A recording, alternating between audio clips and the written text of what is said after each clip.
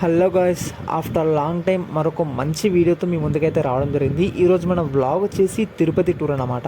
రీసెంట్గా నేను తిరుపతికి అయితే వెళ్ళాను. సో తిరుపతిలో ఏం చేస్తానంటే ఏ విధంగా దర్శనం అయింది, మాకు ఎంత రష్ ఉంది, ఏంటి, టికెట్లు ఎక్కడ తీసుకున్నామో ఫుల్ డీటెయిల్స్ అయితే మీ వీడియోలు చూడండి. వీడియో అయితే చాలా బాగుంటుంది. సో నేను సికింద్రాబాద్లో గురువారం 6:45 ఈవినింగ్కి ట్రైన్ ఎక్కాను, పద్మావతి ఎక్స్ప్రెస్. నేను నెక్స్ట్ డే మార్నింగ్ అంటే ఫ్రైడే మార్నింగ్ 7:45 లోపు తిరుపతికి రీచ్ అయితే అవ్వడం జరిగింది. తిరుపతి రీచ్ అయిపోయిన తర్వాత బయటకు వచ్చాను. నార్మల్గా మెట్లు ఎక్కుదామా లేకపోతే బస్కి వెళ్దామా అని చెప్పి. సో బస్కి అయితే చాలామంది అయితే ఉన్నారు. మెట్లు అంటే నేను ఫ్యామిలీతో వెళ్ళాను కాబట్టి వాళ్ళు అంత దూరం వెళ్ళలేదని చెప్పి అయితే ప్రైవేట్ వెహికల్ అయితే జీప్ తీసుకుని అయితే వెళ్ళాము. సో జీప్ తీసుకొని వెళ్తూ ఉంటే ఆ చుట్టుపక్కల వాతావరణం అంతా కూడా చాలా అయితే బాగుంది. జీప్లో ఓన్లీ మేము 8 మెంబర్స్ మాత్రమే వెళ్ళాము. ఇక్కడ కొండపైకి వెళ్ళే మార్గంలో మీకు కొండ ఎంట్రెన్స్ అవ్వగానే ఇక్కడ మీకు చెకింగ్ ప్రాసెస్ అయితే ఉంటుంది. చెకింగ్ అంటే మన బ్యాగ్స్ కానీ మన లగేజ్ అంతా కూడా చెక్ చేస్తారు. అవన్నీ చెకింగ్ అయిపోయిన తర్వాత మళ్ళీ మీరు జీప్ అయితే ఎక్కి ప్రయాణం అయితే చేయవలసి ఉంటుంది. సో మీరు ఒకసారి ఆ ప్రయాణం ఏ విధంగా ఉంది, చుట్టుపక్కల నేచర్ అంతా కూడా చూసి ఎంజాయ్ చేయండి. చెకింగ్ ప్రాసెస్ అయితే అయిపోయింది. సో ఇప్పుడు మనమైతే గుట్టపైనకి అయితే వెళ్దాం, కొండపైనకి. సో చుట్టుపక్కల నేచర్ చూడండి ఎంత బాగుందో, మనం దూరంగా కనిపిస్తుంది. ఇప్పుడు ఆ కొండపైనకి అయితే మనం అయితే చేరుకోవాల్సి ఉంటుంది.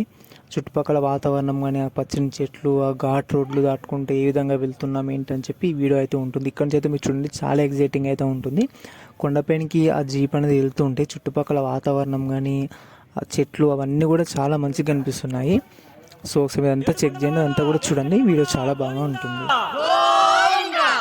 శ్రీనివాస గోవింద, శ్రీ వెంకటేశ గోవింద, భక్తవత్సల గోవింద, భాగవత ప్రియ గోవింద, గోవింద హరి గోవింద, వెంకటరమణ గోవింద, గోవింద హరి గోవింద, వెంకటరమణ గోవింద.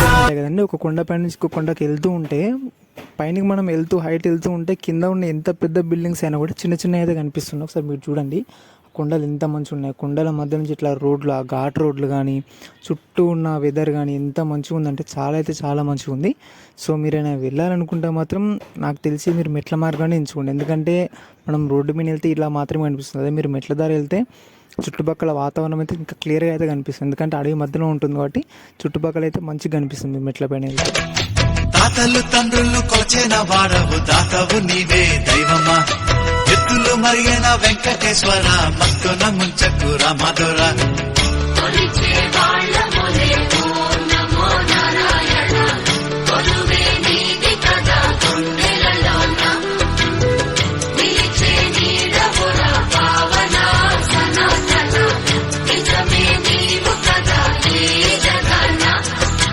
ఇక్కడ మీరు చూస్తుంది సిఆర్ఓ ఆఫీస్ అన్నమాట. సిఆర్ఓ ఆఫీస్ అంటే దేవాదాయ శాఖ వాళ్ళు ఎవరైతే ఉన్నారో వాళ్ళు మనకి ఇక్కడ 50 రూపీస్ కానీ, 100 రూపీస్కి, 150 రూపీస్కి రూమ్స్ అయితే వాళ్ళ దగ్గర అవైలబిలిటీ అయితే ఉంటాయి.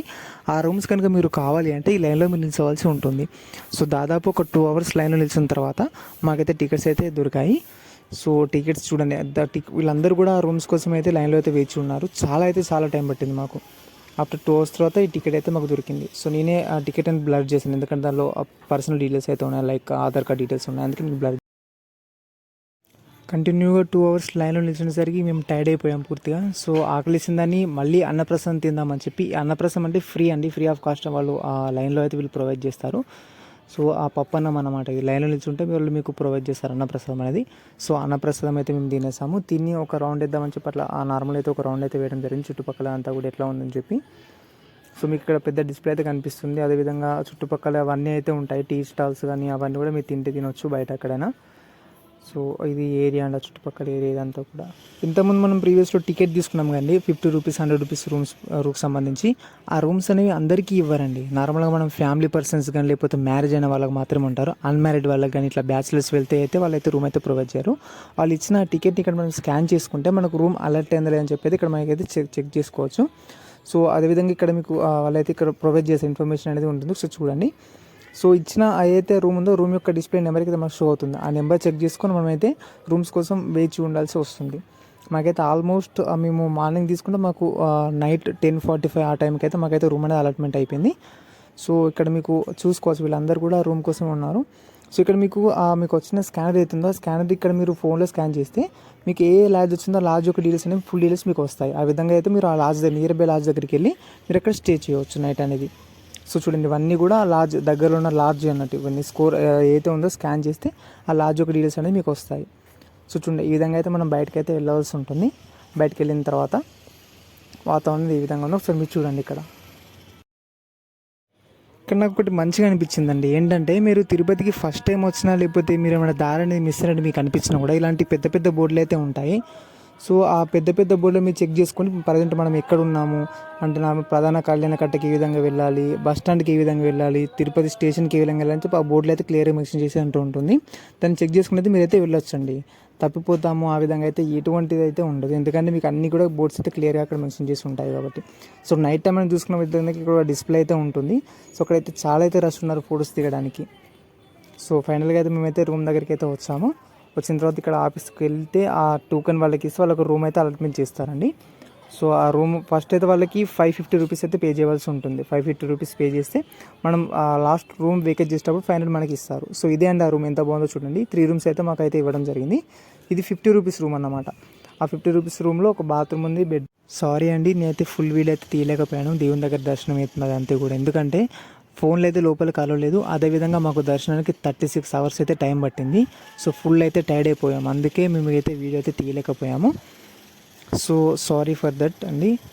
సో ఇక్కడైతే మేము ఘాట్ రోడ్ నుంచి మళ్ళీ అయితే కిందికి అయితే దిగుతున్నాము. ఘాట్ రోడ్ నుంచి ఇప్పుడు కాళహస్తికి అయితే వెళ్తున్నామండి. మేము కాళహస్తికి నార్మల్ మీరు బస్సులో కూడా వెళ్ళొచ్చు. గుట్టపై నుంచి మీకు కొండ కిందికి అయితే 90 రూపీస్ బస్ ఛార్జ్ అయితే ఉంటుంది. అక్కడ నుంచి బస్ నుంచి కాళహస్తికి 40 రూపీస్ అయితే ఉంటుందండి ఆర్టీసీ. బట్ మేమైతే ఇక్కడ జీప్ అయితే తీసుకొని డైరెక్ట్ కాళహస్తికి అయితే వెళ్తున్నాము. సో ఒకసారి ఆ వీడియో కూడా మీరు చూడండి. భక్తవత్సల భాగవత ప్రియ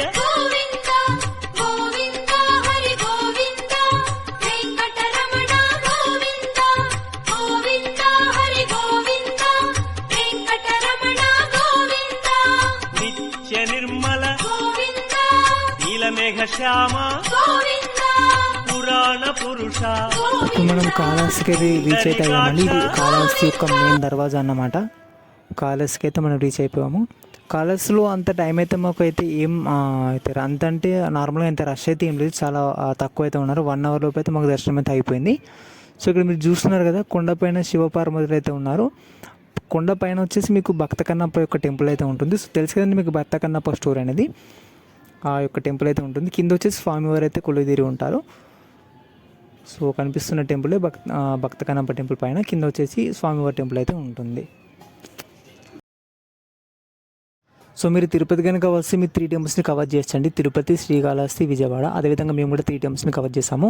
ఈవినింగ్ స్టేషన్కి వెళ్ళాము. శ్రీకాళహస్తి నుంచి ట్రైన్కి అయితే వెళ్ళామండి. ఎర్లీ మార్నింగ్ విజయవాడకి అయితే చేరుకున్నాము. మార్నింగ్ విజయవాడ చేరుకున్న తర్వాత అక్కడ మేము విజయవాడ కృష్ణానదిలో స్నానం చేసిన తర్వాత దర్శనానికి అయితే వెళ్ళామండి. ఒకసారి గుట్టపైనకి ఎక్కిన తర్వాత ఒకసారి ఆ వ్యూ అయితే చూడండి ఎంత బాగుందో. మాకైతే దర్శనం ప్రశాంతంగా జరిగింది. ఒకసారి ఆ కృష్ణానదిని చూస్తే మాత్రం చాలా అంటే చాలా బాగుందండి లొకేషన్ అనేది. ఇప్పుడు ఇక్కడ బ్యాడ్ థింగ్ ఏంటంటే 3 టెంపుల్స్లో కూడా ఎక్కడ కూడా కెమెరా ఆడలేదు. అందుకే మేము ఇక్కడ వీడియో అయితే క్లారిటీగా చేయలేకపోయానండి. సారీ ఫర్ దట్ అండి. సో మా వీడియో అయితే మీకు నచ్చింది అనుకుంటున్నానండి. మరిన్ని వీడియోస్ కోసం మా ఛానల్ని షేర్ చేయండి, లైక్ చేయండి, కామెంట్ చేయండి, సబ్స్క్రైబ్ కూడా చేసుకోండి. Thanks for watching this video.